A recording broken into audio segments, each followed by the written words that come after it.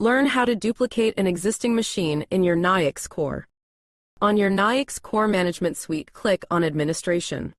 Select Machine Management from the drop-down menu as highlighted in red. Select the Duplicate option as highlighted. Pick the operator you want to duplicate the machine from.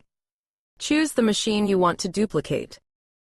Pick the operator you want to create your machine under as highlighted in red. Select the number of machines you want to create. Choose the machine status. Select Change Machine Names to identify the duplicate machine. Pro tip: set the name as the serial number of the Nayax device you want to associate to this machine. Ensure the machine names are validated by clicking the Validate Names as highlighted in red. Save the changes made.